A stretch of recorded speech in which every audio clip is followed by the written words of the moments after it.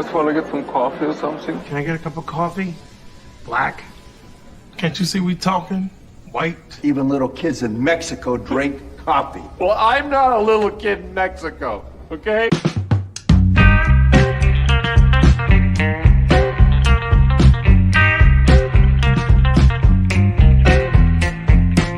That is the best coffee I've ever tasted. A damn fine cup of coffee. You want a cup of coffee? No coffee.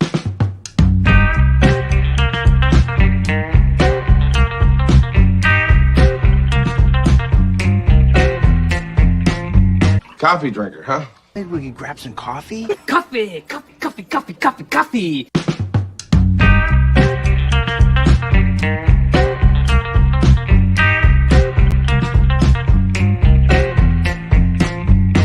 God damn, Jimmy. That's some serious gourmet shit. Me and Vincent would have been satisfied with some freeze-dried Taster's Choice, right? And he springs this serious gourmet shit on us. Hello, everyone. Well, it's looking like we reach the end or close to the very end of the year. I am Keith, and welcome to Morning Coffee with Keith, aka the Keith Friday Show. Now, today we are going to discuss everyone's top 5 list, top 5 worst films, top 5 worst streaming and television shows. Maybe even throw in a few odd stories here and there, little anecdotes of what we ran across that was actually kind of bad, and hopefully even talk about a few of the personalities, or at least in my opinion, top 3 personalities in all of entertainment, the best. Anyway, we'll try to stick that in there. But first, let me introduce everyone to my good buddy, Das Wolfen, John. Hey, Keith. How's it How going? you doing? I'm all right. I'm all right. How about you, my friend? I'm doing good. Enjoying this last 2 days of the year. Anticipating 2023. There's a lot to look forward to, my friend. I mean, this year has seen its shares of up and down, and overall, I mean, it has its own unique badness in certain parts, but not compared to the 2 years prior. Yeah, I'm treating 2023 as cautiously optimistic. There you go. One can always hope that Alex Kurtzman will be shown the door and Star Trek will be liberated and we can get real Star Trek again. That'd be nice. Hey, but you know what? Let's go ahead and invite in some more of our friends. Let's go with Big Joe's Atmosphere. How's it going, Keith? Good to see you. I haven't seen you in a while, man. Yeah, been doing some family things. How are you? I've been busy too. Believe me, I had a bunch of commissions right before Christmas. I had to get knocked out. So, yeah, but it's good to be busy. Good to be busy. Yep, it is good to be busy. Yeah. And of course, Christopher, come on in, my friend. Oh, hi. He didn't know it was on. That was about to happen someday. Just enjoying my. It's all good, all good. I can't stay mad at somebody wearing a Cure T-shirt. My favorite band. Well, they tie with me for the Beatles, which is a weird thing to like. They're apples and oranges, but sometimes I'm just all about the Cure, and sometimes I'm just all about the Beatles. Yeah, I'm doing good today. Got some Planet Omega 12 announcements coming up very soon. Very exciting stuff. And yeah, the funny thing about talking about my top list of terrible shows is so much was terrible. And most of it I chose not to watch. I think at the moment I've been trying to rack my brain of like, what did I see that I thought wasn't good that I actually tried to watch? And I think it's just the, really the Star Wars universe stuff, which I kind of just noped out on after a bit. Mm-hmm. But I'm looking forward to hearing what you guys thought was terrible because don't we all need an end of the year bitch session about just what stuff? Yeah, I like just to call alleviate it a cleansing. Yes, before heading into the new year, we cleanse ourselves of all of the badness, and that way we can start fresh in the new year. Although I don't think any of the shows and showrunners we're going to criticize will be listening to us. I'll be very surprised if they are. So Live stream enema. That's what the thumbnail should have said. Wow. Okay. that just might be a subtext to all this. And finally, the man with the plan himself, Martin. Good morning, everyone. Good morning. How are you? I'm fine. Thank you very much. Oh, you're very welcome. Eager to see your list and your mini rants and everything. Well, you know what? That's exactly what we're going to have. And we're going to start out with television and streaming. So everybody's top 5. So I guess it's up to me. So let me start out at number 5. Look, I know I'm going to incur some disagreements on this one, but you know what? Oh, wait a minute. Who's in the chat? Oh, that's a good one. Hold on. Let's just go ahead and say hello to Anima Confusa.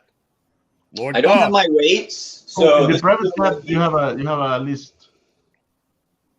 Say what? In the private chat you have a list, so you don't have to be fishing up the names. Oh, thank you very much. Penny, Service, my friend. Cece, Cecilia, Krampus, Jeebus, Mr. Gary Cassell. Thank you very much, Gary. Lord Doth, D. Bud Martin, Bill Barkley, Anima, Confusa, and Sox Bulletin. Wow. Thanks, everyone, for tuning in. Penny, how are you, young lady? You know what? Let's just go ahead and get this thing started. So let me start off at my number 5. I had some high hopes for this. And to say that I was disappointed would be the biggest understatement of all time. After waiting as long as me and other fans had, I couldn't have. Yeah, it's Willow from Disney Plus. I said what I said before, and I stand by it. If you are someone who knows who Chris Claremont is, and you know that George Lucas was one of the main people behind the original Willow, my only thing is, why haven't you read the books that they had together that were sequels to Willow? They did a trilogy of books, and not just small books, nice size, thick books. There's a lot of story going on there. And I'm the guy that always brings up stuff without trying to spoil it because, I somehow think that you're going to want to actually read it for yourself. This was a waste. This was a complete and utter waste of time, of talent, and really of precious resources. All of us could have been a lot better off had they not done this. And again, okay, I have no criticism of the actors. I have no criticism of the people who actually created the costumes, visual, none of that. I aim everything right at the producers and the writers. You guys really don't know what real entertainment is, but you love producing torture. So, what do you guys think? That's very, very bad show. That's what I think. Although it's actually number 4 on my list.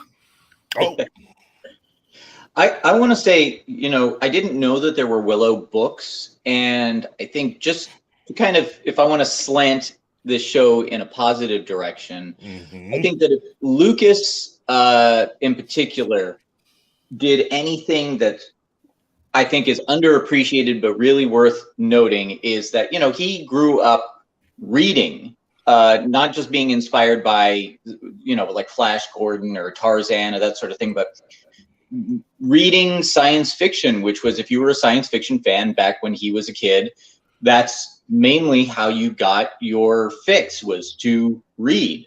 And as a result, I think all of his expanded universe stuff in general, and again, I didn't know about the Willow books, but I think that's wonderful. Just the fact that he said, you know what, now that I've made these movies, let's go and get a bunch of novels published. Let's get comic books published, role-playing games, like all this fun stuff that the fans can continue to engage in, even at the time when he hadn't even produced this prequels yet.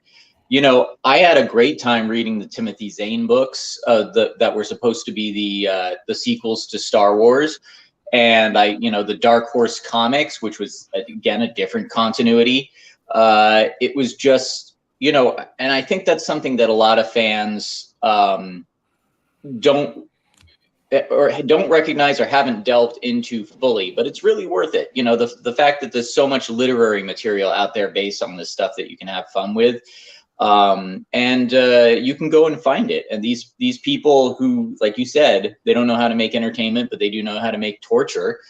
I chose to wait and see what people said about Willow, because I loved the movie as a kid. I thought that two-headed dragon thing was spectacular, and Mad Mardigan, Val Kilmer, and the little, I forget what the little small people are called, but Brownies. Brownies, that's it. It was just like, for a kid in elementary school when that movie came out, that was just a good time. And if they were able to produce something like that now, I think it would still be a good time. But I was just going to wait and let you guys go and step in that trap and then see what happens. And so I blissfully am, aside from what like Midnight's Edge and shows like that kind of do to review it and let us know what happened, I'm blissfully ignorant of what it is, and I encourage everyone to be. Well, let me at least say this as we begin to get off of this and go to the next person's list. The name of the book that all of you fans, especially the disappointed ones, should be looking for is a book called Shadow Moon. It was published in 1995. George Lucas with Chris Claremont. Okay, and those of you who read comics know exactly who I'm talking about when I say yes, that Chris Claremont. So, and this is Claremont at the height of his powers too. Pretty much. So he's bringing it all, and there were 3 books. The next one came out a year later called Shadow Dawn. And then it took about 3 more years to get the final book out in 1999 called Shadow Star. And let me just say, it puts, I can't even say that it puts the miniseries to shame, the Disney Plus series to shame, because first of all, the Disney Plus series would have to be in the same universe, or at least even somehow able to compete, and it's not. These books, it put itself to shame. Yeah, it took itself out of the running instantly. So Shadow Moon is the book all of you need to be looking for. Trust me on this. I think every person who is completely disappointed by this should go out and either order through Amazon or go down to Barnes & Noble and order the book. Get Shadow Moon out there, and tell your friends. Tell all your friends to read it. Trust me, it's going to bring back some good memories. Good memories. Okay, so let's go on to the next person. We're going to go to Das Wolfen. What's your number 5? She-Hulk. Television. Oh my goodness, dude! I cannot believe you and She-Hulk. Okay, I should go ahead. Yeah. Let him have it. Let him have it. It is horrible. It's just absolutely horrible. It's not funny. It tries to be. It tries to pretend to be this feminist power piece, and yet they turn around and have She-Hulk twerking and portraying her and being a loose woman. Let's put it that way. Well, can I put a pause on that? I completely agree that this is bad. In fact, according to what I have been learning from a few sources, the actual numbers for this show put it as probably the worst performing show in all of the Marvel Disney Plus offerings. I mean, nobody really watched this show. They're going to continue to push a lot of the performers and characters from this, but as an actual performing Disney Plus show, it's a negative. It's a complete negative. And for me, if you're going to do any type of a show, whether it's a show about, say, the White House, like West Wing, yet you decided not to have anybody that actually knows how the West Wing works or knows anything about government or knows anything about the legal processes of how Washington should work. People talking about government without actually knowing how it works? That's right. Unheard of. I know, but having an entire television series dedicated to that and then expecting people to enjoy it. And I also have to agree with Das Wolf, and I think it's shameful that you should try and get ratings for your show by having someone shake their butt. Excuse me a second, I have to clean up this frying pan. Jeez. Well, it isn't just that. It's the fact that they claimed that they were going to be comic book accurate and that they just completely misunderstood the comic. No. They didn't misunderstand. What you had was a showrunner who look. The thing about the showrunner for The Witcher, that she and her writers are at least honest. They don't care anything about this.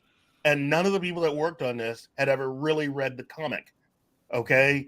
They understood the things they wanted to understand, but they had a story that they were really wanting to tell and decided that that was more important than actually trying to bring the comic to life. So that's what we got. Okay? You have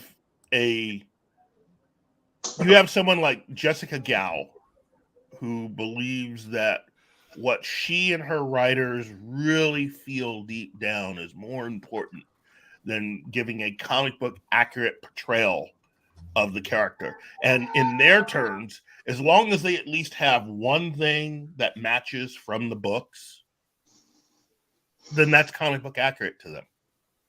One thing. John, were you a fan of Boston Legal? No. No? No. Did you watch it or you didn't like it? I saw a few episodes, like with I liked the ones that had Shatner in it. They all had Shatner in it. Did they all have Shatner in it? Oh, Yeah. okay. Well, I liked a few of them, but I didn't watch it as a regular thing. You see, with me, I thought She-Hulk, again, the comic, the idea of kind of making it a send-up of the Marvel Universe and having She-Hulk break the fourth wall and have a commentary on it. I mean, I love all of that, and I enjoyed the John Byrne issues. It was essentially, I thought, well, if they would have just kind of brought in a little bit more of that Boston legal situational humor into each episode, rather than, trying to, I mean, I don't even know what they were trying to do. It's just all over the place. Well, they didn't understand legal at all. It's like they didn't have anybody on staff that knew anything about writing legal dramas. Or how laws work in general. Yeah, that's true. And plus, there's the absolute crap they took on various characters, like, say, Daredevil. Yeah. I mean, it just seemed like, again, if they were to make a parody version, have the actor be a parody version of Daredevil that kind of made sense in the logic of parody, that's one thing. But it seems to me like, and this is everything that you see these days with writers like this. Most recently, what just hit Twitter yesterday, that page about the characters calling the villain a piss baby. Oh my God, that was horrible. It seems to me that all they want to do is create situations where they humiliate a character, but not based on anything that's about that character, just on how they want to gaslight that character. And it's almost like they're targeting the Netflix Marvel series, because if you remember in Hawkeye, they punked the Kingpin in that movie too. Yeah. I didn't watch Hawkeyes. Trust me, they made the Kingpin look like a fat wannabe at the end of that, and it was just horrible. Yeah. So it seems to be a trend with their Disney series that they want to make Netflix look like a joke. Well, which they can't, because we all know it's the best thing they've ever done. So and again, as I said earlier this week, I think it's official that that everything they did for Netflix, which was being run by a different section of Marvel Entertainment at that time, Marvel Television, under Jeff Loeb. Everything they did then is way better than anything they have presented on Disney Plus since they started doing Disney Plus and Marvel Even together. Iron Fist. Yeah, and these young wannabes are jealous and they want to punk it out and make it look bad. Yeah, and the actor that played Iron Fist, Finn Jones, still wants to come back. And personally, with what I've seen up to now, they should have him back, because he would be way better than a lot of the people than all the people that they've cast on any of the Disney Plus stuff. Mm-hmm. You know, going back with the exception of Miss Marvel. I think they did right with Ms. Marvel. I think Ms. Marvel is the bright star of the Disney Plus Marvel series so far. Yeah, absolutely. It was. Mm-hmm.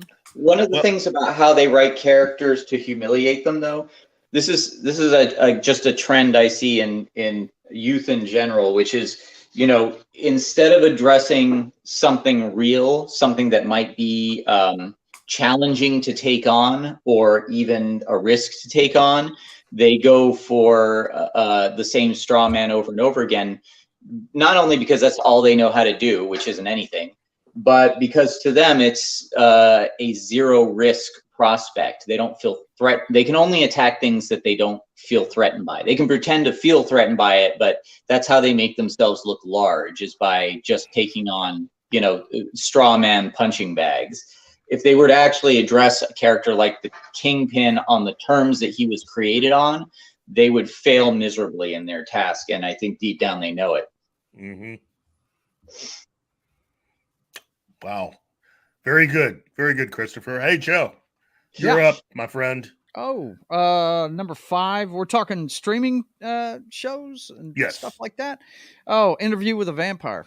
When I found out they were going to be running a brothel, I didn't even give it 2 seconds. And I personally am tired of watching the ad where the guy starts the interview over and over again on AMC. I mean, I got so sick of seeing it at the end of course, I'm sure you guys know, if you've watched my channel at all, my wife is a huge Walking Dead fan, and I had to see that ad every commercial break, 3 times a commercial break, all during the last season of friggin' Walking Dead. So yeah, I'll have to say it's Interview with a Vampire, and all the ones on my list I have a personal stake in, and they have been totally screwed up by these streaming services. So yeah, I'm a big fan. My favorite vampire movie ever, and I love the genre, is Interview with a Vampire with Tom Cruise and Brad Pitt. I love that movie. And Kirsten Dunst was a standout in it. It was a fantastic show.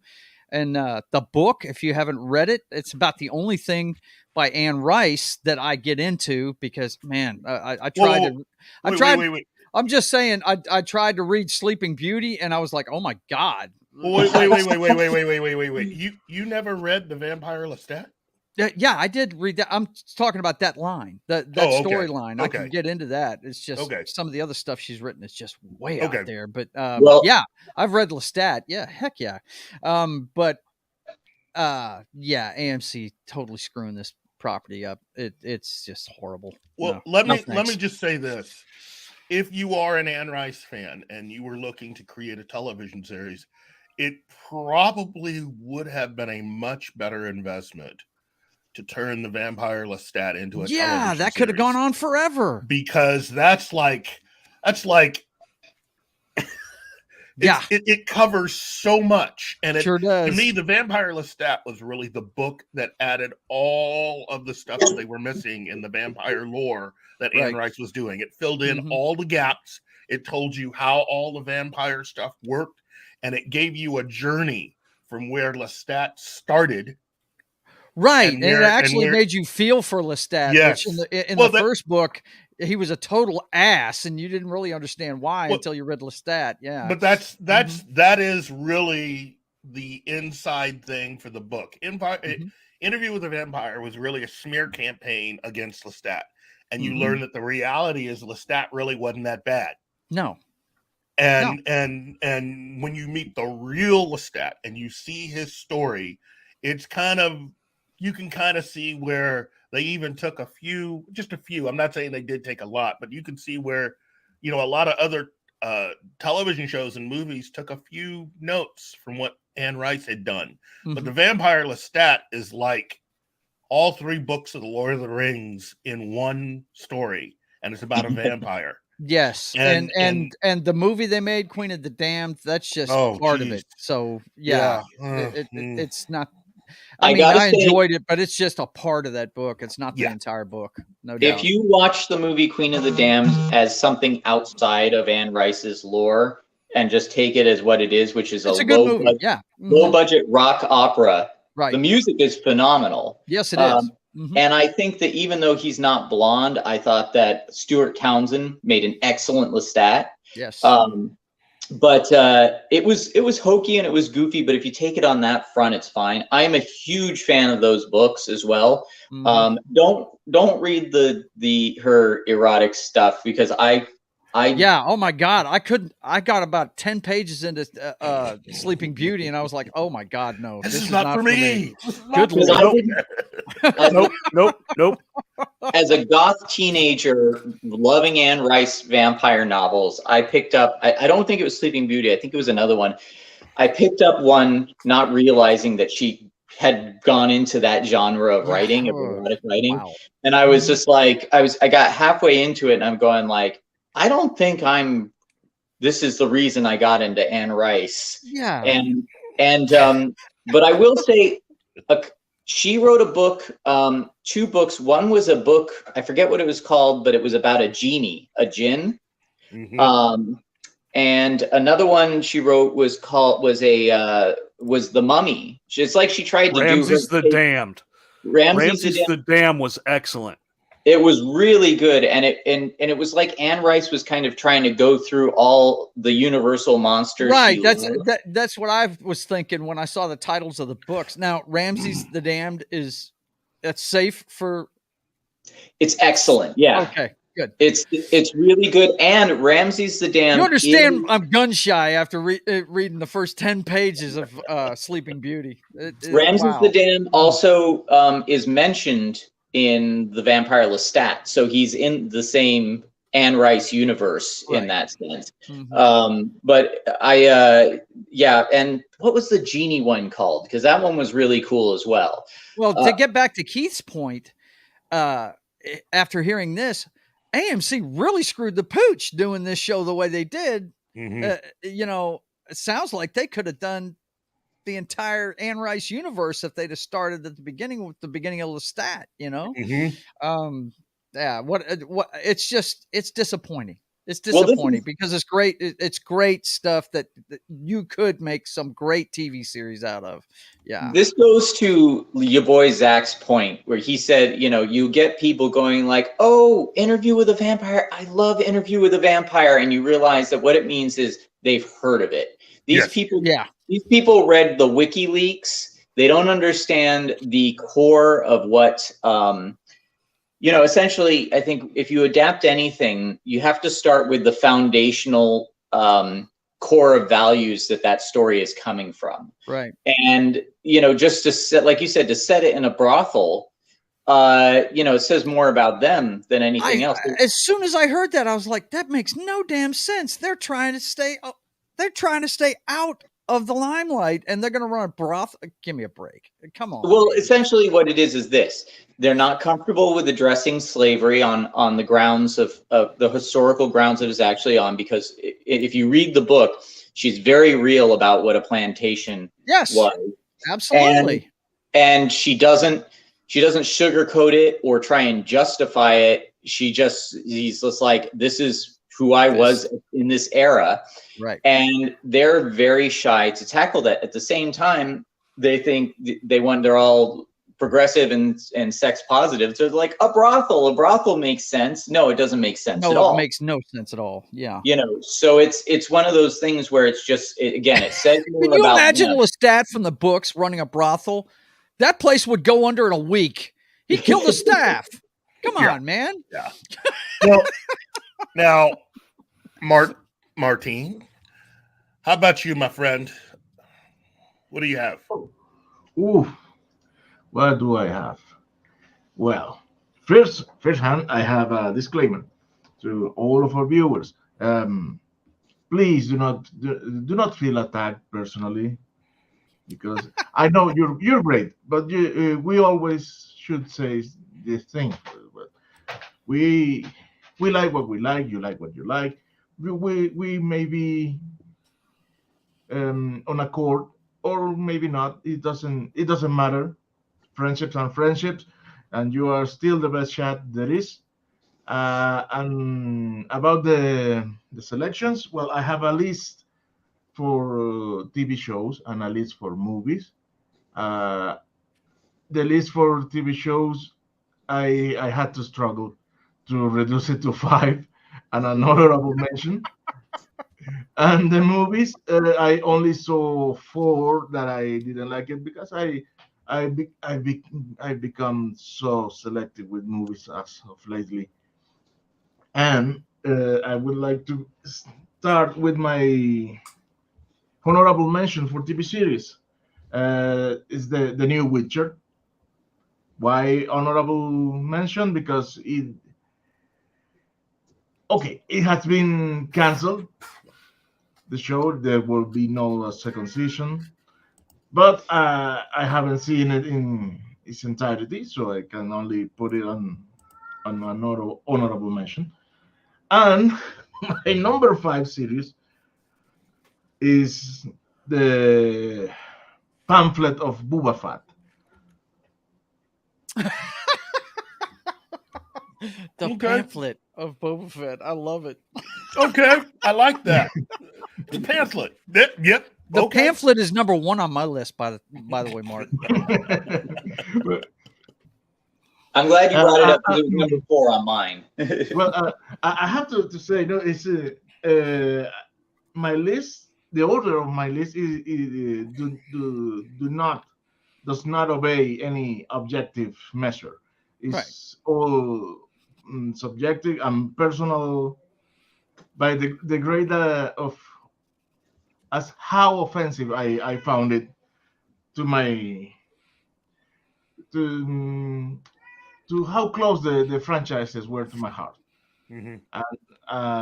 And that's all that I have for my 5th. I will wait my turn while attending to my cat. I'll be back. You know what? Okay, Martin. Yeah, I have to say that if we were doing the full top 10 worst, most definitely, I would have to say the pamphlet of Boba Fett. I'm gonna keep using that. Copyright 2022, Martin. Yeah. Mm-hmm. Yeah, that was not good. That was just not good. And the main thing that's disappointing about it is that I forget the name of the actor who plays him, but he himself, was looking forward to reprising Boba Fett and being what Boba Fett was meant to be. You knew that. And then you have people like Robert Rodriguez that can do like cool action and violence in a gritty way, just default to his Spy Kids mode. And it was just a mess of nonsense. Like moment to moment, it would contradict itself. And I'm sorry to interrupt. We have a super sticker from Darius. It's popcorn, and thank you very much, Darius. Thank you. Well, that brings us to Christopher. Well, I'm glad Martin brought in Book of Boba Fett because I was going to mention that, but I'm probably running out of time.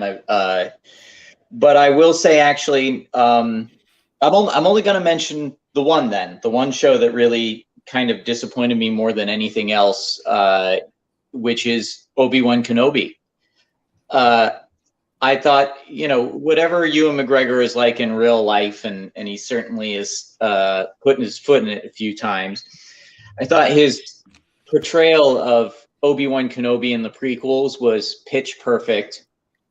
And I really thought that there was a lot of potential there to show Obi-Wan Kenobi in and not just little bits and pieces there, but, again, the whole Jake Skywalkering of Obi-Wan Kenobi was completely unnecessary, completely out of character for him between the prequels and the original series of how Obi-Wan Kenobi behaved. He had a charm to him, and for that charm to be absent is just a shame.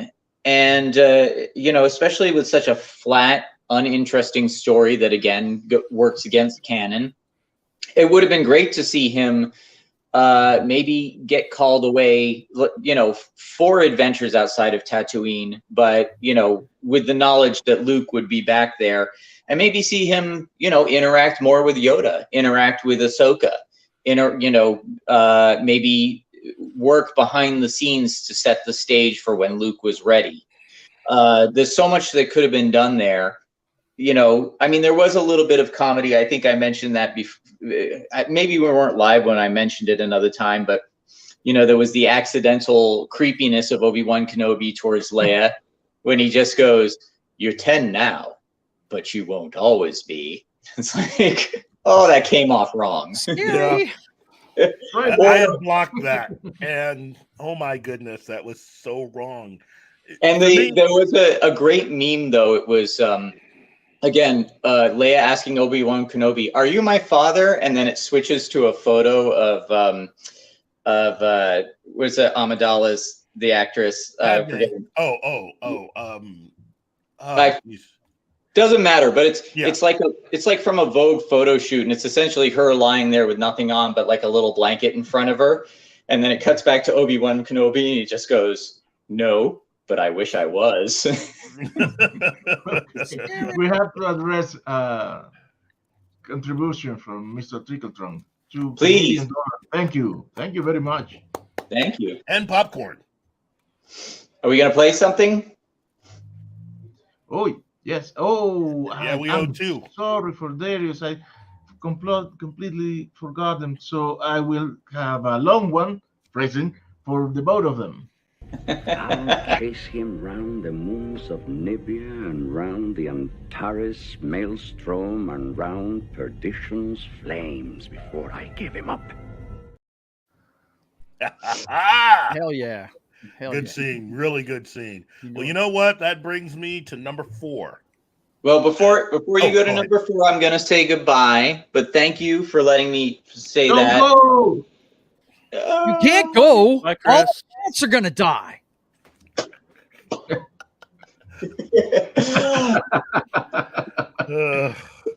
All right, gentlemen. Happy New Year to everybody. I love you all. Happy New Year. New Year. Bye, Chris. Bye. Be good.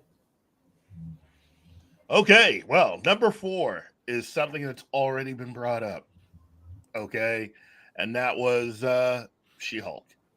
I just thought that was just You guys have got that way too low on your list. You really do. horrid show, and it was an insult to not only comedy writing, but then again, the interview that producer Nate Moore, MCU producer Nate Moore, gave highlights this policy that seems to have really taken root in all of Phase 4. Now, I'm pretty sure they had it slightly before Phase 4, but we are now seeing it come in full with everything, which is Nate Moore, who is the producer on a good portion of a lot of the films that they've had, starting with not just, but of the ones you've heard of him for, with Black Panther, the Eternals, Wakanda Forever,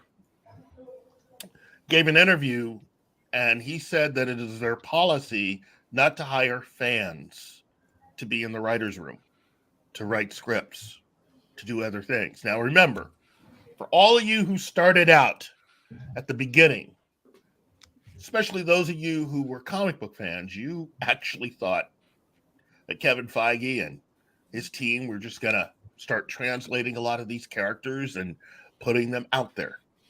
Now we've learned that the people working under Kevin, immediately under, because these people are directly under him, do not and are not fans. They just aren't.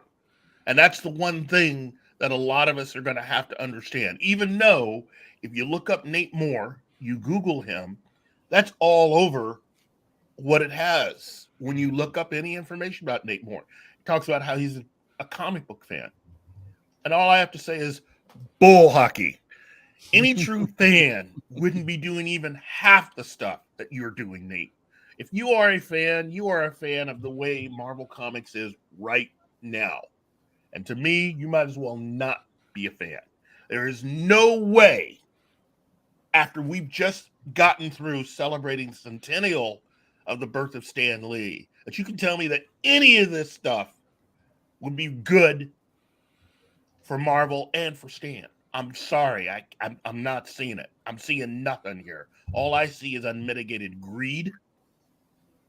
I see a lot of losers as far as talent, because none of y'all are bringing it. Even some of the, look, this is getting so bad. There's stuff that was considered awful just a few years ago that looks way better in comparison to what you guys have been providing in Phase 4. And if we could reach back and look at Iron Fist on Netflix as being better than the whole of what you provided, you got a problem. You got a big problem. You know, I'm beginning to believe that Kevin Feige running everything at Marvel was a bad idea, and that he should just go back to just handling film and leave someone else in charge of television. Leave somebody else completely in charge of television. In fact, it might even be better for him to just go ahead and have someone else over him at Marvel to tell him what to do, to keep him focused on the things he needs to be, because the entertainment's way better. Darius Munchausen, again? Yeah. Wow, Darius. Thank you. You're too nice to us. What do you want to play for him? You pompous, stuck-up, snot-nosed, English, giant, twerp, scumbag, fuckface, dickhead, asshole. Don't call me stupid. You know what, Darius? Thank you again, my man. You're amazing, my friend. John, let's get your number. Well, before I do that, the recent one. No, Mr. Tickle Trunk again.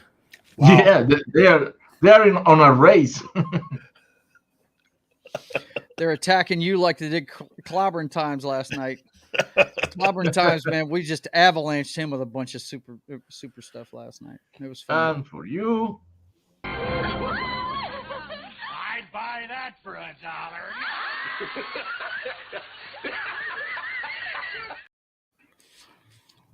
Yeah. Wait. Mr. Tickletron is saying to me that those are old. Oh, I'm sorry, man. The chat is so hot today that it's moving like crazy. Yeah, everybody's, man. They got a lot of intense conversations going on. Okay. It's not a beer, it's water. Right? It's too early for beer. I got coffee, man. This is morning coffee. I can't drink beer. Beer makes me projectile vomit. Yeah. Coffee. But I will say this about She-Hulk about why it's my number 5 as opposed to higher, is because there were a couple things that I enjoyed in She-Hulk. I liked the whole thing they did with Emil Blonsky. I like that his whole arc about how he's, wanting to be this guru guy now, and he wants to use what he knows to help some of those low grade superheroes or supervillains. So you got to see some of the Z grade supervillains in the show. Thank you, Mr. Ticketron.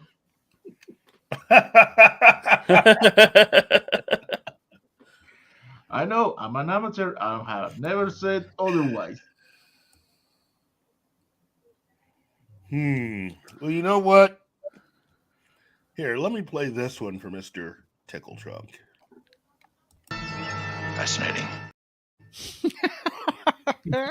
But my number 4 is Willow.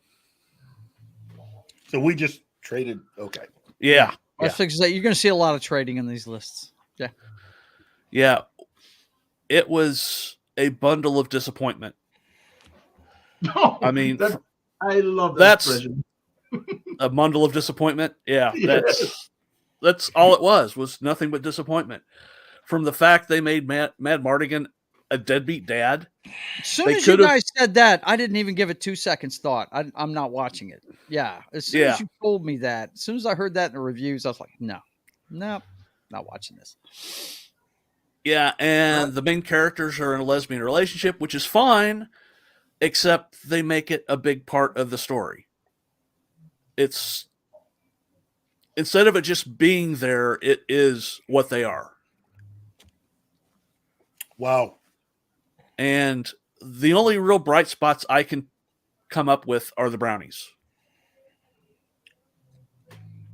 Can I expand on that lesbian relationship you were talking about in that show? Let me tell you guys something. I love my wife, and we're kind of a house divided when it comes to Phase 4. She loves everything that Marvel's putting out, and I hate it. Right. But it's 2 different perspectives as a comic book guy and a normie, right? Yeah. She's never read a comic book in her life. Well, we just rewatched, because I got it for her for Christmas, The Eternals, because she is a big Angelina Jolie fan. And to be fair, Angelina Jolie as character and whatever the guy, her male protector's character's name, I can't remember his name, but that was the best story in the whole damn thing, if you ask me. But there's a gay relationship in there with 2 guys. It's the tech dude. Yeah. And I had no problem with that at all. What I had a problem with was him sitting in the crater of Hiroshima crying like we had done something wrong by using a nuke. And it's just, that, and it's like shows that they don't understand the history. You gave it to us. You gave us the power of a bomb. What did you expect us to do with it? Right. Yeah. Use it. But we only used it, twice. And we used it to save lives, because the Japanese would have used every person. I mean, they'd have lost millions of people if that war had continued. So, that's all I'm saying. You can have those kind of things in a show. Hell, me and my wife, one of our favorite shows ever is The L Word. It's nothing but lesbian relationships, but it's a well-written drama. It's friggin' awesome. Yeah. Well, and that brings me to again, speaking of the Eternals, my biggest thing against the Eternals is that you didn't have to recast all those parts. You didn't have to change genders. You didn't have to do all of that. It sounded like that they were wanting to tell a different story. And the only thing I can say in the defense of that was, at least of Kevin Feige choosing that, was that was meant to replace where Guardians 3 was meant to have been. And like he just look, it seemed like to me, I'm trying to defend Kevin here, he just randomly picked a movie to put there in that spot. Okay. To me, you had the wrong director, you had the wrong script, and you had the wrong idea about the Eternals and the way to cast. Yeah. Okay. I mean, right down to the color palette. I mean, Herbie's brilliant colors and stark contrasts were turned into mud with that color palette they came up with for that show. It was just wow. We have a super chat from King's Portal. Wow, dude. Read it, please. Bad opinions money for bad opinions and beers and beer. Oh man. Okay. I think we can come up with something really kind of cool for Kingsport Cow. Let's see. Oh, that's okay. Let's see. Oh, I got one. How about this one?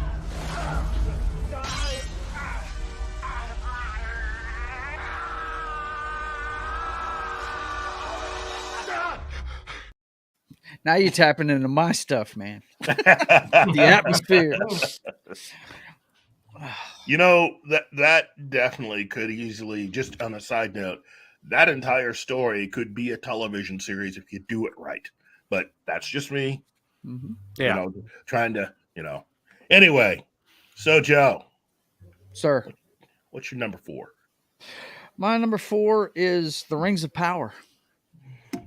And the only reason why it wasn't higher is the production value was off the chain. It really was. It looked really good. I'm not talking about the costumes. I'm talking about the CGI and stuff in it. That was really cool. A lot of the stuff they showed in that was really neat. But the story, oh my God, was that horrible. Wait, they had a story? Yeah, they had a story and they had characters. I mean, the only characters I liked were only in it about a total of maybe 10 minutes. It was God, the heir's kids, the son and the daughter, the one that ends up killing Sauron the first time, cutting the ring off his finger. The youngsters, I can't remember their names right now, but yeah, the two kids, 2 human kids, they were the only ones I was interested in. They were only in it about a half an hour, so the rest of it was just God, horrible. Wow.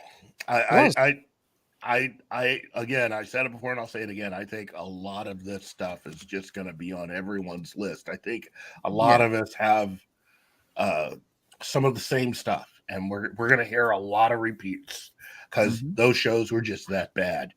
Okay.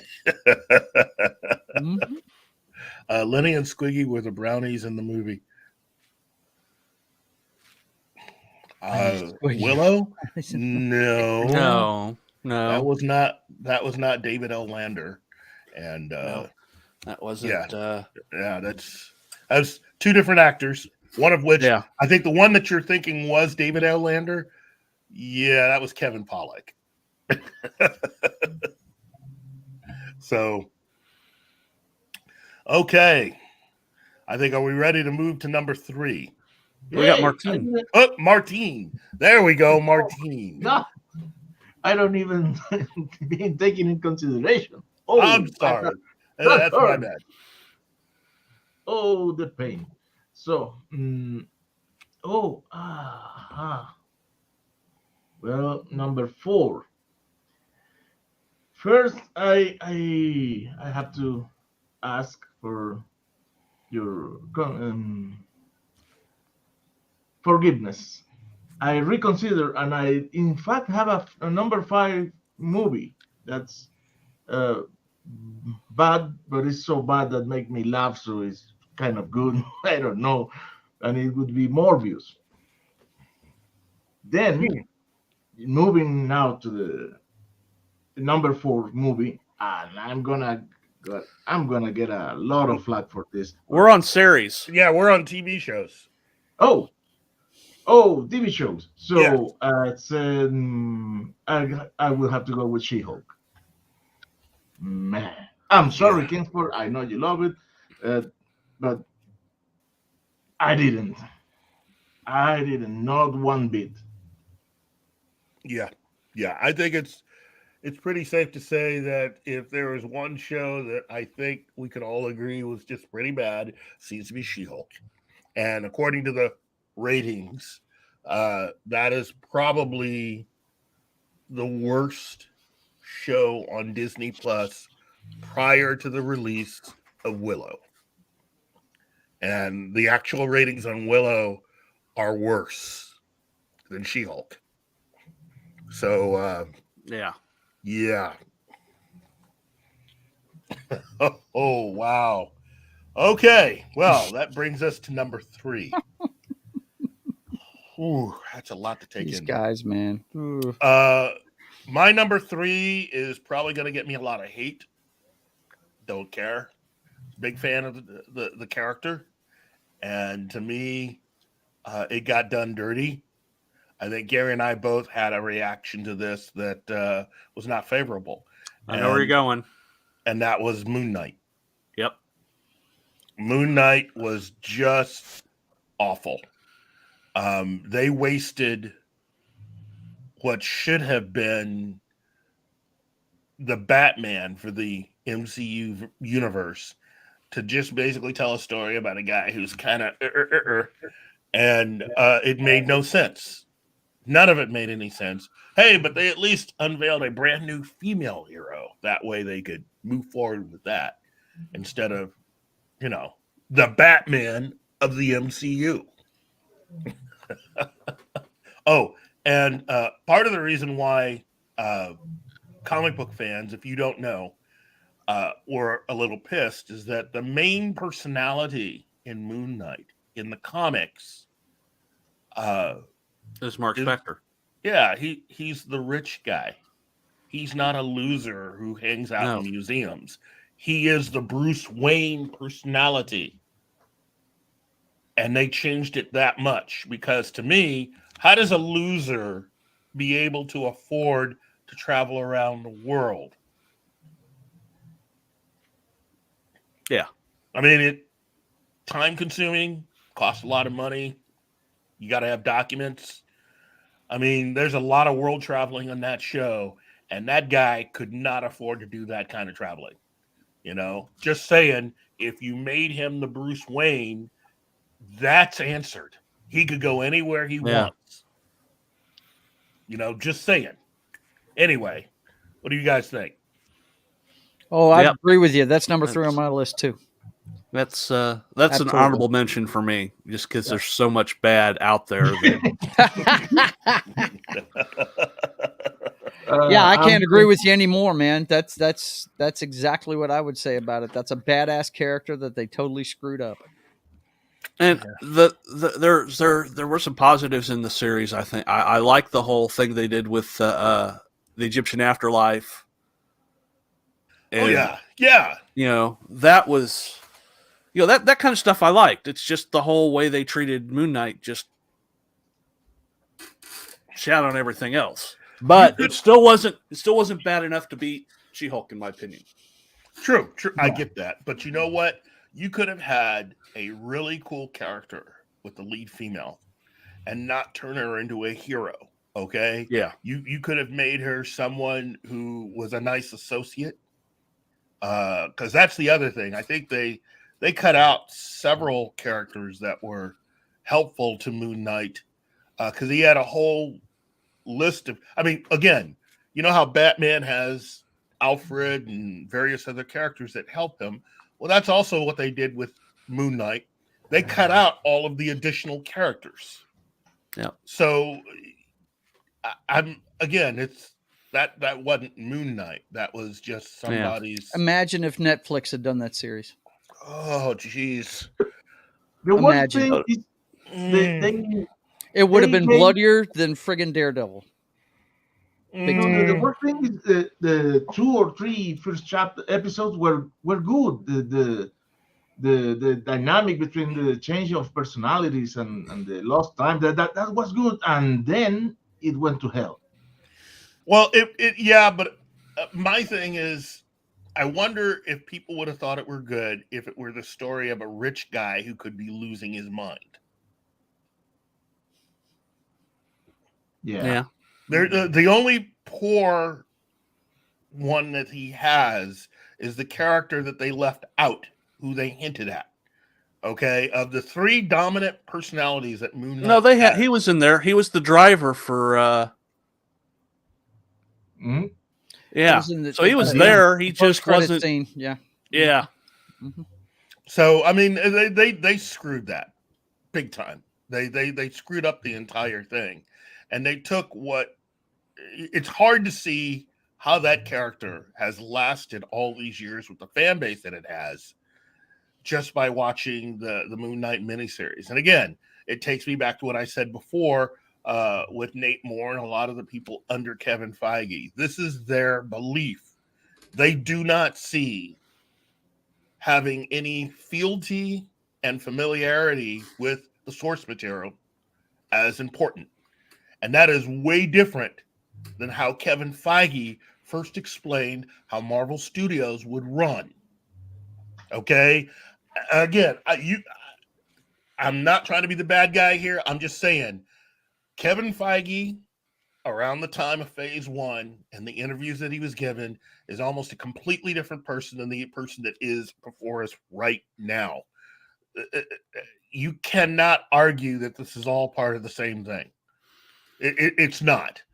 And because of that, I and other fans are just going to continue to find fault because they're not doing what they had originally promised to do. You know, the whole reason for Marvel Studios was to support and help to elevate the Marvel characters. It wasn't meant to be the standard bearer and to allow them to change those characters to a great degree. There's always going to be change in translation, okay? Mm-hmm. And I'm not expecting a one-to-one when it comes to stories and the way it looked. That's not what I'm talking about. You got to think some of this thing through. Moon Knight could have worked, but you left out way too much. You didn't do it right because you didn't have an understanding of who the character was. So, anyway, enough of me. Let us move it on to, wait a minute. There's just one more thing we need to do because, you know, usually at this time, there should be some music playing. I'm sorry. That's all right. It's all right. Hello, good evening, and welcome to the middle of the film. So, now that we've reached this, let me at least just say I probably, my fault. We should double time to complete our TV list so we can get to our film list. So, okay. John. Number 3. Well, I would put the Wikipedia page of Boba Fett on there, but that's going to have to be an honorable mention because there were just some things I liked about it, such as the whole Black K thing, because Black K is an awesome character from the comic book. And you can't go wrong with Boba Fett riding a Rancor, ripping apart the city. So that saved it, in my opinion, or from being on this list. But number 3 is, of course, Obi-Wan.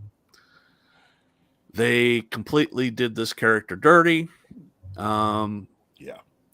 you know, it's just, and the stupidity of stuff. It's like, yeah, let's not go around the gate, but yeah, just they're just so stupid. There's just so much stupid. So that's my number 3. Okay, Joe, you're number 3, my man. You've already we have all already detailed number 3. I agreed with you on number 3. Moon Knight. Martin. Okay, my number 3, Rings of Power. Well, I'm getting the impression that we all have almost the same list, just different order. Mm-hmm. Wow. Rings of Power. What? Yeah. You know what? I'm not even going to say anything. Just I'm going to keep this moving. Number 2. It's no surprise. It's Obi-Wan. The amount of disappointment. Sheer disappointment. I'm not going to get into it again, but to say this. Anyone that feels that George Lucas was so bad, that what he had done before was so bad, you have not been conscious over the last 5 to 7 years to see what Disney's doing. This is If you thought what Lucas had been doing with the prequels was bad, this is true horror.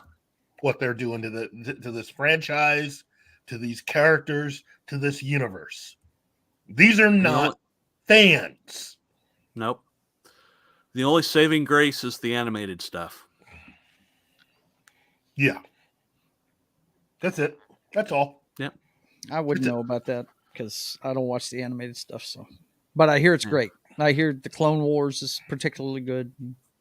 Bad Batch is even good. Yeah. Do you know what? The Bad Batch to me is the only real saving grace that Disney has put out there. The Bad Batch rocks.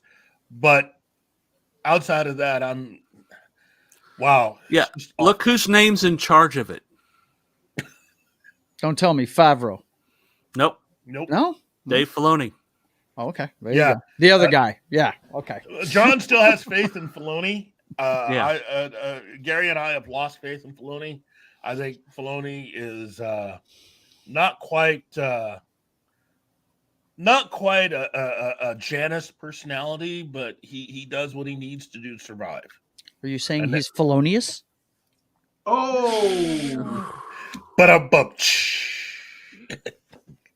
We'll see. Okay, we'll see how my opinion changes after Ahsoka comes out. Okay. So, okay. All right. How about you, John? My number 2 is something that's not on anybody's list. I can guarantee it. Echo 3. Really? I got an episode and a half through this. And I was like, is my life that bad that I must watch this series?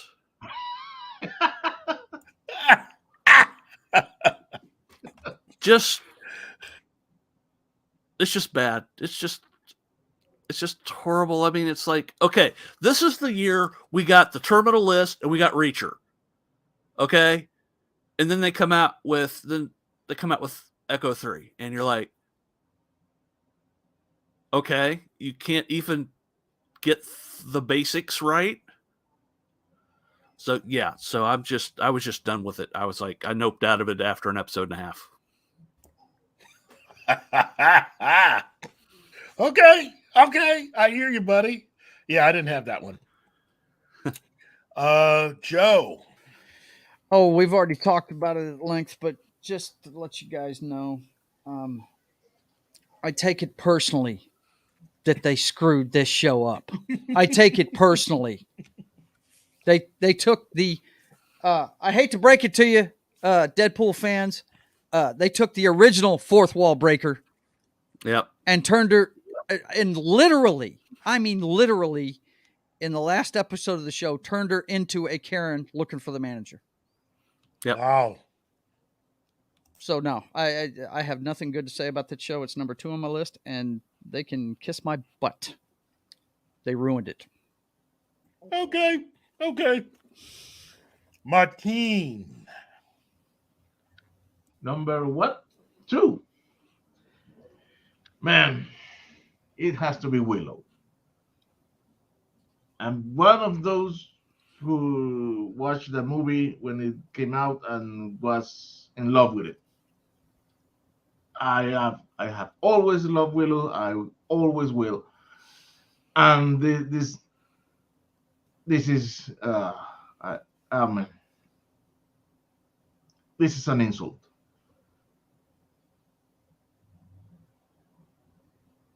Hello, yeah. I think I saw the original Willow like 4 times in the theater with my best friend. Wow. So yeah, we were all about Willow, but the series. I mean, granted, it's lower than Echo, and some of the others, but like I said, it did have a slight saving grace with the Pixies. Okay. Well, that brings us at least to the end of the list by giving number 1. Oh, man. You know what? Look, anybody that knows me and you've listened to anything I've had to say during this year, you can pretty much guess what my number 1 is. That $1 billion show. That's right. The $1 billion failure. Say its name, Keith. Say its name. Okay, it's. Oh, sorry. It's the Rugaputer.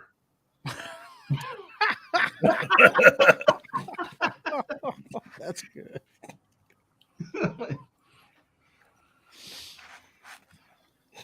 Rings of Pooper. Well, that makes it sound worse. Hold on. Rings of Power. Can't stand it. In my opinion, there's nothing redeemable. And to spend that kind of money on something this bad is unconscionable. There is no reason at all to be spending this kind of money on a show that this is ultimately, I think, the worst show I have ever seen in the history of me watching TV. And trust me, I've been watching television for a very, very long time. That's saying something. But I can't even believe how much money they've spent on something this bad. Oh, my goodness. Anyway, before I get myself worked up. Keith, please read this aloud for our friend Bush. Bush McFadden says, Willow is such a fun movie. My family used to crush cans for money and take it to the video store. My brother and I picked Willow many times. Please read this. We were poor and picked Willow. Hey, you know what, Bush? You'll be happy to note that there is an actual sequel to Willow that's in book form. Go read that. It's a trilogy. You'll have fun with it. Makes more sense. Better characters. And Mad Morgan is actually a character. How about that? He's not even a deadbeat. So, you know, and on top of that, you're getting the writer. You're getting the best of the writing at that period from Chris Claremont himself. Come on. Look at this. Yeah. Okay. Yeah. I know, War Monkey. Come on. Anyway, let's go to John. No surprise. It's the wrongs of piss water.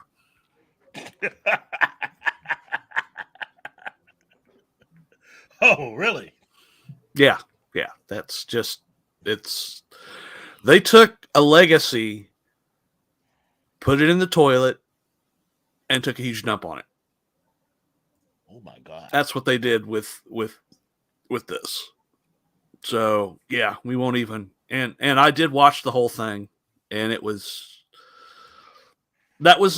my penance for whatever I did, whatever wrongs I've done in my life, was watching that movie, watching that series. You are cleansed, my brother. You have paid multiple times over. Okay. Well, like I like to say, I'll watch this crap so you don't have to. Yeah, but I really wish I wouldn't have watched this crap. I really wish I wouldn't have. Yeah, it kind of stays with you. Like yeah. Herpes, right? Anyway, Joe. Oh, my number one. It's the anonymous author's unsigned note of Baby Fat. Wow. We've already talked about it. I know. Look, guys, I cashed it in not even, 20 minutes into the first episode, whenever the representative from the town came in and wanted tribute from Boba Fett, and he didn't kill him. I said, no, this is not Boba Fett. This is an old man trying to get into heaven. Yeah, I don't need to watch this show. And then as I saw the releases from it, when I saw the Power Rangers made an appearance on the show, I was like, yeah, I'm glad I didn't watch this. Yeah. So, yeah, the scooters were bad. Yeah. So there you go. That's my number one. It's Book of Boba Fett, because I'm a big Star Wars fan, and wow. And I'm a big, they took the only guy that I ever saw in the Star Wars, besides, Grand Moff Tarkin didn't put up with any of Darth Vader's shit either. As a matter of fact, he acted like he had some control over him. But the only other guy besides Grand Moff Tarkin and the Emperor that wasn't afraid of Vader was Boba Fett, and we didn't get that. We got some old man trying Joe, to get into heaven. So. He hasn't control of Vader. The thing is, not many people seems to know this, but Tarkin and Vader were real friends. Yeah. Okay. So it wasn't more. So it was a mutual respect thing. Yeah. Mm-hmm. Yeah. He actually respected him and listened to what he had to say. I got you. Yeah. Mm-hmm. Vespa Rangers. Go Vespa Rangers. Oh, come on, man. Wow. Well, okay. Wow. I just, there are times, when people can say that, oh, you're just being mean or you don't understand. Let me tell you something about this list for television, kids. Trust us when we say this stuff is bad. Okay. Yeah. We didn't get Martines. Oh, Martine. Come on, man. Number one? Yeah. Number one. Oh, Kenobi. Hands down. It's the worst, excuse my French, it's the worst shit I have seen in the whole damn year. Wow. Yep. Man, I fucking hate that show. I'm the only one with a real outlier, I guess. Well, the only reason why Kenobi isn't on my list is because I didn't watch it. And you did good for yourself. It was the next one after Book of Boba Fett. And I was like, nah, I can just imagine how they're going to screw this guy over. I don't need to watch this. Okay. And to answer Bush McFadden, I answered him in the chat, but let me reinforce it. I've said it a million times, guys. We're living in a bad science fiction movie. No doubt. No, it's a very good dystopian movie. We are all ultra fucked. Well, so as to fit within the amount of time we have left to the show, I am going to make a game time decision and say that we should just give our top 3 bad films list. Okay? So let me start out here and give you my number 3. I was very disappointed with this film. It should have been way better. There is absolutely no reason why this had to be so bad. And it pains me to say it because I have a lot of respect for the company that did this. And that's Lightyear. I mean, oh my goodness. Oh. This is the film that truly broke that magical, wonderful streak that they had going. And there was no reason why it had to have been this bad. But, here we are. So, nothing against anybody that was in it. It was just bad. It was just a bad film. Plain and simple, So, anyway, that's my number 3. John, your number 3. My number 3 is Firestarter. Oh, wow. They took one of my favorite Stephen King books and proved that they could make a worse movie than they've ever made before. The first movie wasn't so bad. Well, and there's been a lot of bad Stephen King book movies. Yes. Oh, yeah. But, yeah, Firestarter's just scraping the bottom of the barrel for me. I'm sorry, John. I'm sorry you had to witness that, man. You have been through so much. You have. See, the thing is, you have to have seen something to judge it. And I wasn't even going to watch that one because I was like, some things don't need to be remade, folks. Yeah. And the first one wasn't even book accurate, but no, its redeeming factor was it had a great cast in it. Oh yeah, George C. Scott. Come on, Yeah, if you got George C. Scott in your movie, when you got that guy in a movie, it's going to be decent. Wasn't book accurate, but I enjoyed it. I enjoyed the first one. But when I saw they were remaking, I was like, they do not have the next Drew Barrymore here. No, this is not happening. Wow. Okay. Well, Martine. Okay, my number 3. Oh man, you just put me on a tight spot because now I have to decide between Multiverse of Madness and, yes, hate me all you want, I don't care, the fucking Spider-Man No Way Home. I didn't like that. It was a gimmicky move. Alrighty then. Tell us how you really feel. Everybody's got their own allowed to do opinions. these lists anymore. No, he can have that. Yes, he can have that opinion. Wait. That's not fair. I had all. What? Whoa! He disappeared. What happened? Is Gary real? I'm just teasing,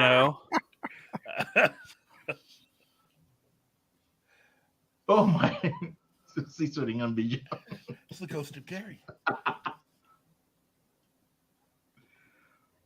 Did you want to know my number 3? Yes. Joe. Oh, sorry.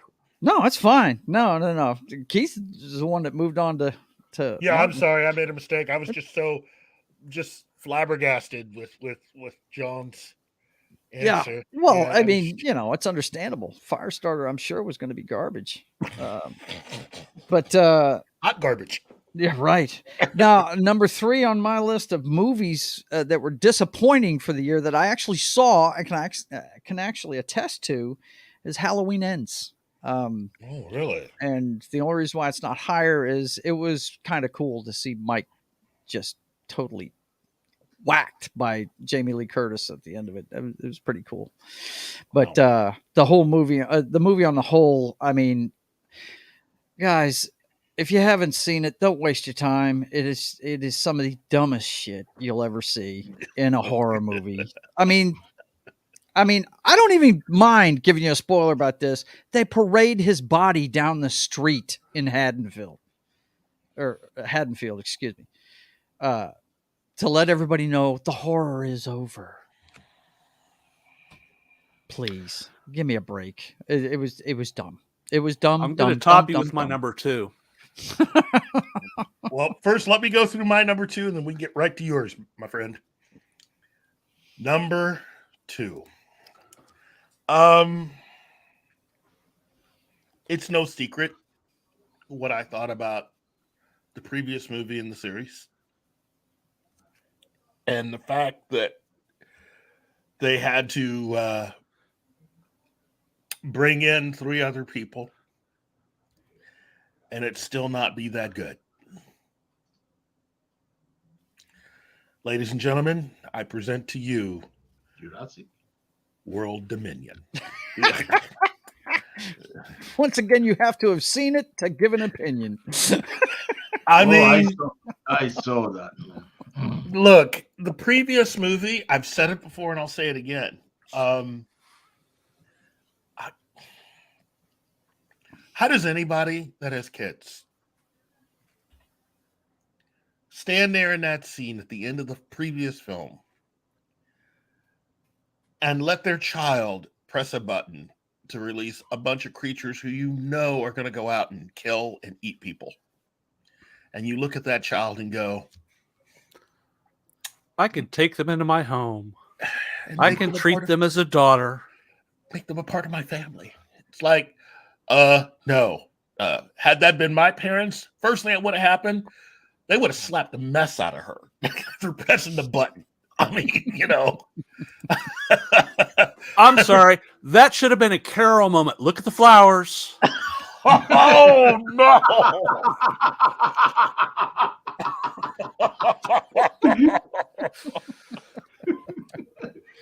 Wow. And I actually, the only reason I gave it any like is because of the dinosaurs, and I like seeing dinosaurs eat stupid people, especially like that guy riding on his scooter across the plaza with his headphones on, going do do do do. There we go. You're in a world with dinosaurs. Yeah. You don't get rid of your situational awareness. Yeah. People. It changes everybody's way of living. I mean, if you're a teenager, you know, that whole thing where you take the girl out and you're going parking, that no longer should happen in the world of dinosaurs. There's no more parking. Okay. What we're calling that is a late night snack for them. Yes. Yeah. No late night deliveries. Hell, almost no daytime deliveries. I mean, oh geez. Oh wow, that it went off the rails for me. So that's my number 2. John, let me just throw it to you, my man. Well, I said I was going to do Joe one worse, and I am. Halloween wasn't the only series they attempted to reboot by doing a sequel. And that's Texas Chainsaw Massacre. Oh, yeah. Once again, you have to have seen it to judge it. Judged that like... I made the mistake of watching it over Halloween, and it was horrible. I forgot they remade that this year. Yes, they did. John, my man, it sounds like you just need a hug, man. you have put yourself out there so much this year. On behalf of me and myself, I just want to thank you for risking your sanity, your eyeballs, and wasting your time to do this for all of us. And ladies and gentlemen, he's taking these bullets with no flak jacket. He is. It's raw. It's pretty bad. He's a hero. This is for you. Yeah, it was. I just can't. I just can't. It's just the whole plot. Something about he comes out of hiding after 50 years, and it's just, hey, let's pretend to do stuff that that was we did 50 years ago, except execute it poorly and have wooden characters. Yeah, it's just no. Do not watch this movie at all. Hey, Bill. Just for the record, Love and Thunder did make my list, but remember, I cut the list. Yeah. So we're only doing the top 3. And I mentioned Morbius. You know what? Morbius was bad, but I was kind of entertained by that bad. Yeah. It's not so bad that it makes you laugh. And that's weird. Must have been entertaining on some level because they re-released it. Yeah, I know. It was Morbin time. It's one of those things where, your friend's going, but it's really good. It's like, no, it's not. But you keep telling yourself that because it makes you feel good. Let's go to Joe with his number 3. Oh, number 2.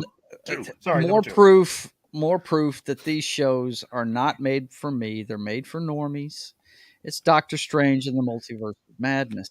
Now, guys, they're not made for me, obviously. But the fact that, what's the girl with the star on her Levi jacket called? America Chavez. America Chavez, that's it. Yeah, the fact that she's in a Marvel movie before the Silver Surfer and several other characters that are so much better is just bizarre to me. And I'll never forgive him for teasing me with John Krasinski as Mr. Fantastic and then blowing his brains out. I just, I won't forgive him for that. But then again, like I said, they're not making these movies for me. So I officially understand it now. Disney. I say Disney, not Marvel, because it's Disney now. So when Marvel was in charge, it was great. And now Disney's got it and they're totally mucking it up. So, but Joe, it'll be so much better now that Bob Iger has returned. Oh yeah, right. Have mean you the seen guy the rundown responsible for Phase 5? Have you seen it? Oh my God. Ugh. Yeah, the guy that went out and spent all the money. Yeah. And then allowed the other guy that came behind him to take the blame so he could come back and go, look what I can do.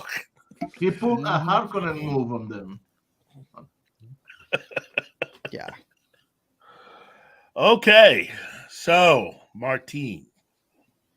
Number 2. Oh, okay. Continuing on my streak of hot takes.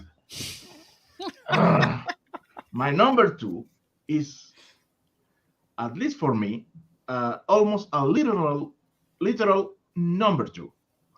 And it's Violent Night. I fucking hate that. Well, no, hate is a strong word. It's that movie annoyed the hell out of me. Really? Yeah. I did have fun with it. It wasn't the greatest movie in the world, but I had fun with it. And I still love you. I love you too. And we have a super chat from Bush McFadden. Let's see. He says, we point a handheld device at someone and they die. That's a gun. No, it's a laser. And dinosaurs kill the target. I have a gun. Okay. I imagine that with Scott Evil saying that I have a gun in my room. No, we have a handheld device we point at people, and sometimes they die. That's a gun. No, it's a laser. And dinosaurs kill the target. That can only be a testament to this. Human sacrifice, dogs and cats living together, mass hysteria. Wow. It's my very bad Dr. Evil impression. Get some freaking sharks with some freaking laser beams. Okay. Violent Night. Okay. Right. Well, now it's time for my number 1. Kids, don't try this at home. I know I'm going to piss a lot of people off, but I really don't care. It's the Batman.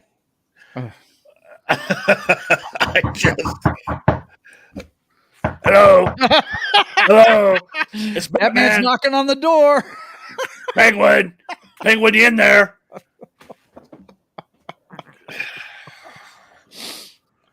I mean,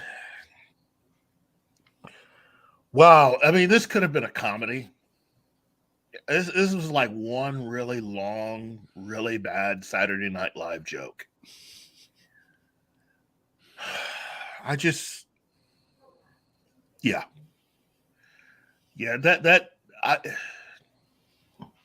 That script needed to be rewritten a few more times.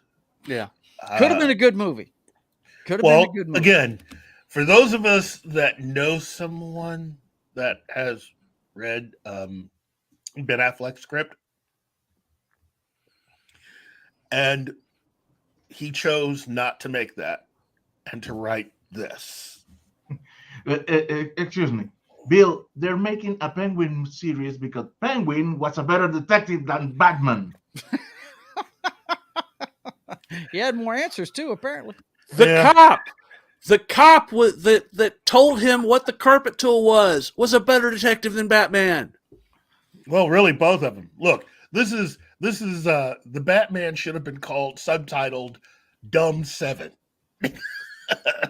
Well, the dumbest thing, Keith, that I remember in that movie is you got to check the man card of every member of the Gotham Police Department, because when he got knocked out and didn't get his mask pulled off because one detective decided to protect him while he was knocked out, that's some horse shit. Yeah. Is. I mean, seriously?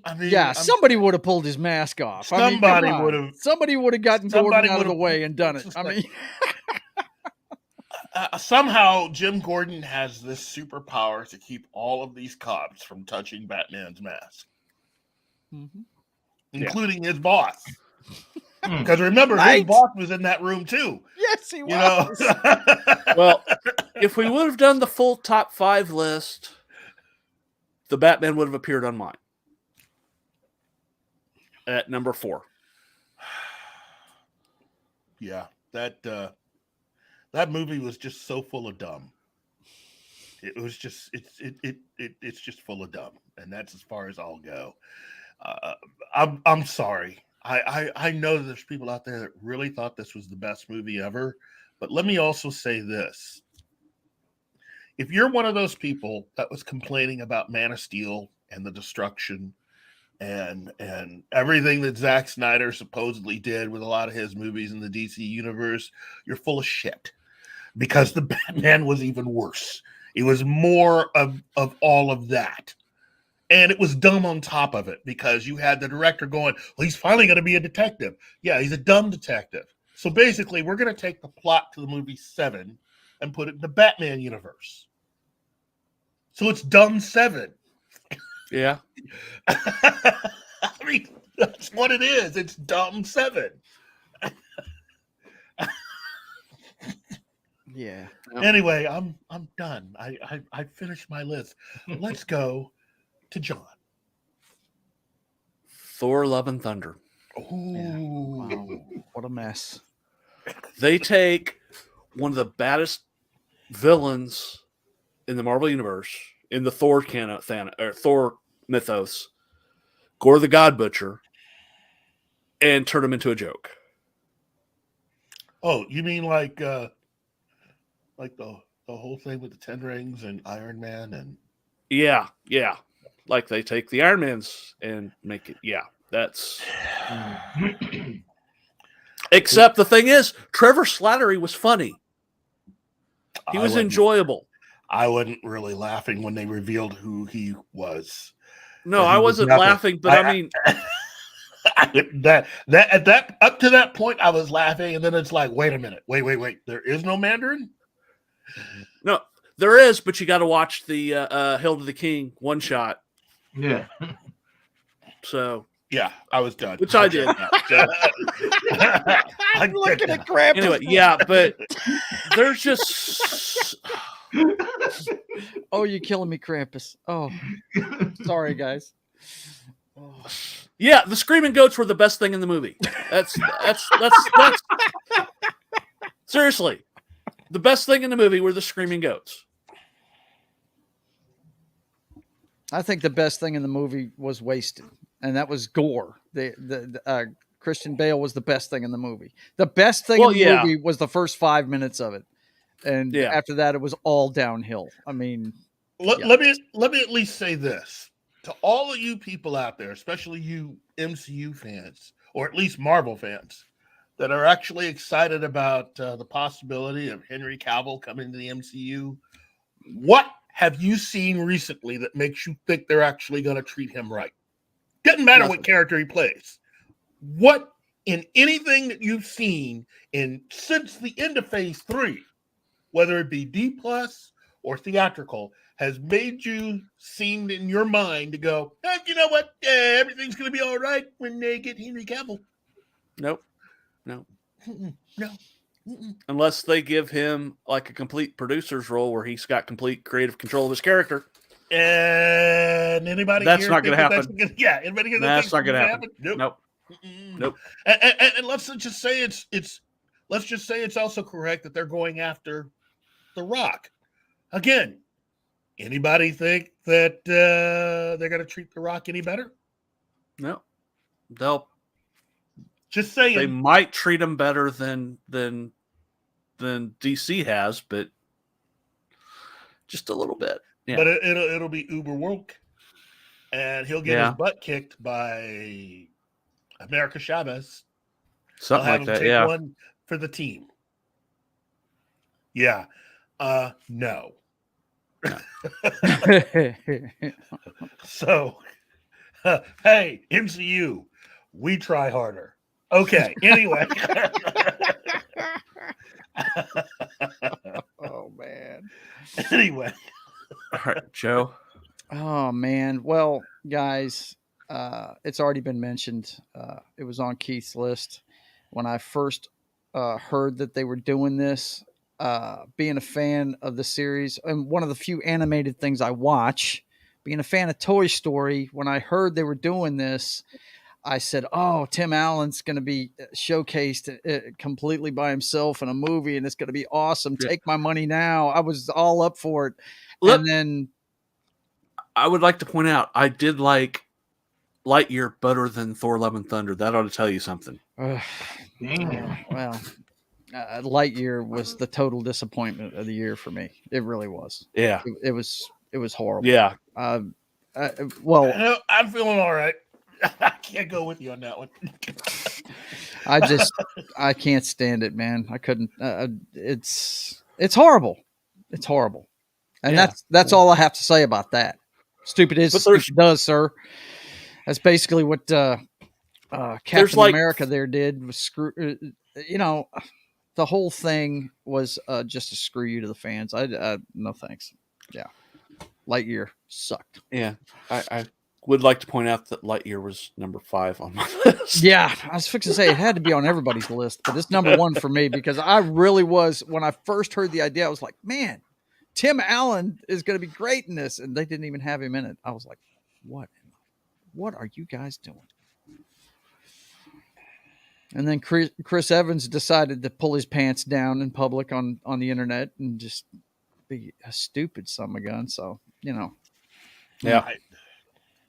Maybe lose respect for him. You know what? So. It'd be different if we could turn back the clock and have Henry Cavill share the screen with Chris Evans. That'd be kind of cool. Captain America meets Captain Britain. Mm-hmm. Yeah. Oh, wait a minute. I'm sorry. Oh, we're beyond phase 4 right now. I mean, yes, fucking automatically. We've gone to phase 4, and there is absolutely no Fantastic Four by now. Come on, people. Yeah. Not till phase 6, baby. Unbelievable. Okay, Martine, your turn. My number 1 in this incessantly parade of bullshit is Eternals. That was last year. That was last year. No? Oh, well. Yep. It's even worse. Its effect has lasted in years. It was so bad it affected 2022. That shit will haunt me forever. Oh, man. Okay, so let me change my... I haven't seen... well, then nope. As I said, I haven't seen many movies this year. I've been very selective, and because I don't have so much time, so I try not to inflict that kind of pain on me like Das Wolfen does. So, okay, I have no number 1. There you go. Eternals was so bad, he still has shell shock from it. PTSD from the Eternals. You know what? Let me help you. Let's just say your number 1 is let me dig into my memory. It's the Batman. There we go. So yeah. Yeah. Well, in my words, it lost me when Batman became the most loudest ninja ever. The loudest ninja. Yeah, that whole walking in darkness and the bad guy's waiting for him to emerge. Okay, you guys have weapons, guns, and everything else. And you're going to wait for him to come out of the shadows. Dumb 7. That's what that is. It's Dumb 7. Penguin. Penguin, you in there? It's me, Batman. I mean, Bruce Wayne. Hello. Yikes. And you have a director. It's like, it's about time Batman became a detective again. Oh, okay. A dumb detective, but he's a detective. Don't know what he's really actually figured out, but Blue's Clues are more complicated than the shit they wrote. Oh, no. You broke in.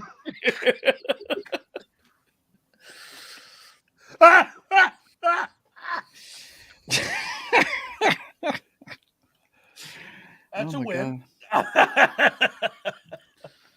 Wow. my gosh. Wow. I think they've actually got a Blue's Clues movie where all three hosts are together. Wow, that's a lot more detective work than in Batman. The Batman. Mm-hmm. Otherwise known as Dumb 7. So, wow. Okay. There's some honorable mentions, though. True. Oh, yeah. There's plenty of honorable mentions. I mean, we could have easily put Wakanda Forever on that list.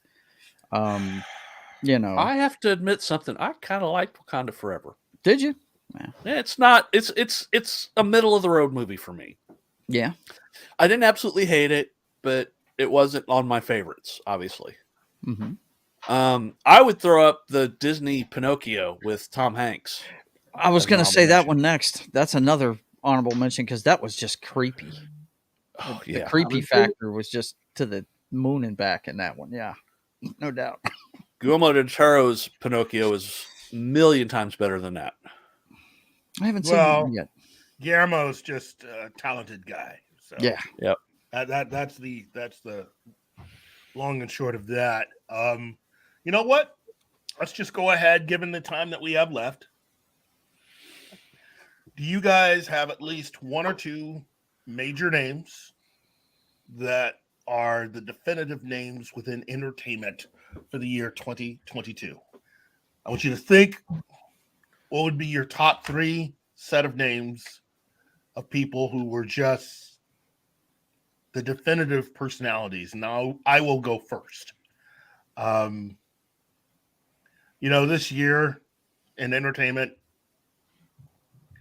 I'd have to say Dwayne Johnson. Everything that's gone on, Black Adam, and surrounding that, that really, set the table for a lot of really interesting things this year. Number two on my list would be Bob Chapek. Here was a guy that I think it can now be said was probably a lot better than what he was given credit for, considering what he was facing and what he was attempting to do. And the whole thing just ended badly. For him, it's great. He got a nice, massive payday. He gets to go home and break out the popcorn and watch the fireworks because this is not going to end well for Disney, I think. And number one, the main man himself, David Zaslav. Yep. Number one. The number one personality of the year. What he has done, what he is doing is really showing Hollywood how a business should be run. And if you want to make money, how to go about doing it. To attach something to that, number one story is finding out the truth about the CW financially. This is bad news, not just for Warner Brothers, the W of the CW, but for Paramount, aka CBS, the C of the CW, to have not made money since 2016 is egregious. Okay? All you people out there that wanted to just jump on Zaslav because of Batgirl need to understand that both Disney and Warner Brothers are a lot worse off financially than we were originally informed. Now knowing that, I'm surprised Zaslav just didn't cancel everything. If you're running a business and you want to keep that business going, that's what you have to do. It doesn't get any easier. Okay? It's not called show friends. It's called show business, as my other brother likes to say. R&B. So, John. This is hard because basically my number one is easy. That's Zaslav. Mm-hmm. And I would stick Dwayne Johnson on that list for the same reasons. Because I mean, he had a huge. I mean, he had an impact. Plus, he's got the Young Rock, which is one of the biggest. That's a fun show to watch. One of the few sitcoms I'll watch. But and I would put Henry Cavill on there because he's the King of the Geeks. Had the Twitter outrage at the way he got treated, just because of just the amount of things. But if I'm going to be honest, I would have to put Gunn and Safran on there because they had the biggest impact on the whole DC. Because they come in and said, "Nope, we're wiping slate clean. We're gonna do our own thing. Sorry to break your dash your dreams against the rocks," but they did. It does, and impact doesn't necessarily mean a good thing. But I'm honestly willing to give Gunn the benefit of the doubt because of one statement he said, that he wants to take inspiration from the animated series, from Justice League Unlimited, and Young Justice. Yeah. And I'm like, okay, if you're going to use those as your templates, I think we'll be okay. I'm more than fine with that. I'm more than fine with someone that seemingly has a real knowledge and a deep knowledge of DC Comics. Yeah. Meaning that this whole BS about you can only have one Green Lantern. There's more than one Green Lantern from Earth, and they're all still alive. Use them all. I really have never understood that whole thing. Well, you can only have this one. No, you can have them all. Just forget the most recent two that they put in the comics. That's BS. Cut them out because they're part of that whole last 10 years thing within comics. Marvel and DC should just go ahead and cut the last 10 to 12 years of comics out of history. Should burn it down, forget it ever happened, and let's go from there. So any personality, anything that's come along in the last 10 to 12 years is gone automatically. Never happened. So, well, Kingsport Cal, yeah, I can understand being over it, but this is the end of the year thing, so it probably won't dominate there'll be something coming along there'll be something in the new year that'll hi, Real Wade Nation. Hey, Real Wade. That will determine, that will kick everything off that we've been talking about this past year. That'll kick it off the front page, and there'll be something new. How about you, Joe? A couple of them I'd have to agree with, but I think you guys have missed a very important one. Coming in number 3 would have to be James Gunn because of Suicide Squad, Peacemaker, the holiday special that he did for Disney. Yeah. That was really good. And he's basically going to be the main guy at number 2 on my list's newest venture, and that's Zaslav. He's going to be the guy running DC Creative going forward. Zaslav for figuring out what the top guy on my list already knows. If you make something good, people will come. It's kind of like the Field of Dreams. If you build it, they will come. Tom Guy on the top of my list, who you guys seem to have forgotten about, had the biggest movie of the year. And all he does is make shit people want to see. Now, granted, the guy is fucking crazy. Okay, he is. But when it comes to movies, I mean, if I don't see a Tom Cruise movie in the theater, I'm kicking my ass afterwards for not seeing it. The guy is great at making movies, and I mean, he doubled down on his thank you to the fans. I don't know if you guys have seen it yet. The little stunt where he jumped out of the helicopter and had a guy filming him halfway down, talking to you, saying "see you at the movies," and before he hit the parachute. And I just watched on Ryan Kennel's channel. I just watched that 10-minute thing on the stunt he was pulling off for this thing that's coming out this summer. the first part of the Mission Impossible Dead Reckoning next movie, Dead Reckoning Part 1, where he jumps off of a friggin' cliff with a motorcycle and does a base jump, basically. Drops the bike and does a base jump. I mean, Tom Cruise and what he does, and Keanu Reeves with John Wick are keeping Hollywood alive. Yeah. They're doing it. They're doing it the way. Look, guys, and I'm kind of like Keith and Gary. We're the old bastards that tell you how great it used to be. This is what old people have done since time immemorial. Okay, but movies used to be events. You used to want to be there opening day, and these are the guys that are doing that same thing. People still used to wait in line days before the movie. Right. Before you could get on the internet and order your tickets early and stuff. People used to line up for these movies, man, and camp out. Should be a banner in the office of every studio. It is an honor to entertain you. Yeah. It's crazy. Yep. Yep. And again, Tom Cruise, he tried to tell everybody. He tried to tell even all the actors. He tried to take people under his wing and get them to understand how this works. Mm-hmm. He tried to tell Will Smith.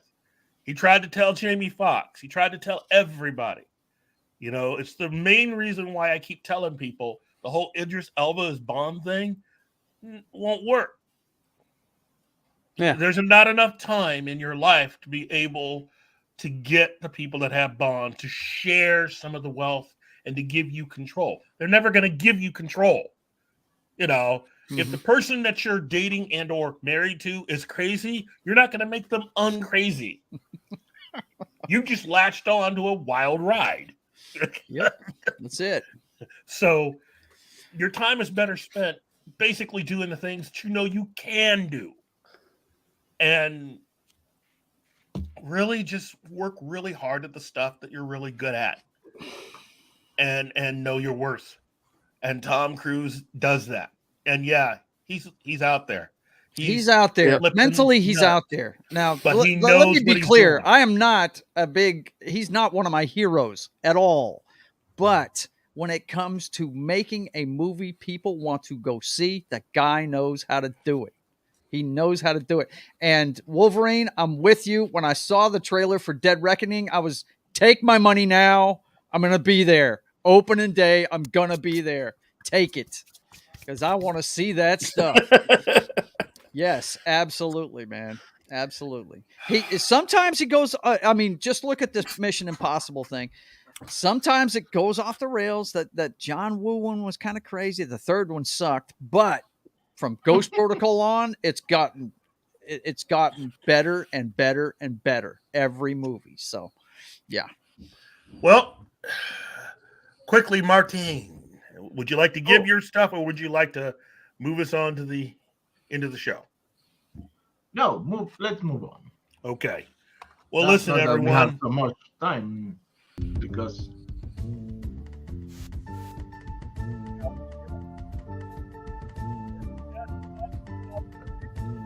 So, first of all, I just want to say thank you to my panel, John, Joe, Martin, also to Christopher, who was here earlier. And I'd also like to thank everybody in chat. Again, Penny, Cecilia Rivera, Krampus Chivas, Mr. Gary Cassell, Lord Thoth, D. Bud Martin, Bill Barkley, Anima Confusa, Sox Bulletin, War Monkey, one of my favorite monkeys, Bush McFadden, Kingsport Cal, Mr. Tickle Trunk, that 70s rock fan, you rock. The Peter Vinkman fan site, Dragon Roost, Marcus A., Darius Munchausen, Wolverine 626, Keely Chow, Sean Estep, and Real Wade Nation. Wow, this has been exciting. It has been fun. But you know what? We are now done with all of this. Bring on 2023. Cannot wait. John Wick 4. That is going to be awesome. But for John, I have a whole list. I have to go by month. The only month that doesn't have anything I want to see in it is January. You might find something. We have flushed the turds of 2022 and ready for some good stuff. And Yep. 2023. And on that note, for John, Joe, Martin, Chris, and everybody at Pop Culture Minefield, enjoy your Friday. This has been. See you in 2 hours. Oh, you're right. See you in 2 for hours. TGIF. Bye now. Hey guys, thanks for watching Pop Culture Minefield. If you've enjoyed the show, please make sure to like, subscribe, and don't forget to click the bell icon for updates on our shows and channel. Also, please leave a comment, and we'd like to know what you thought of the episode, as well as letting us know if there's something you'd like us to cover in a future episode. Don't forget that you can become a member of Pop Culture Minefield now. Make sure to visit our membership page and merch store at popcultureminefield.com. You can always find Pop Culture Minefield on Twitter, Facebook, Instagram, YouTube, and Twitch.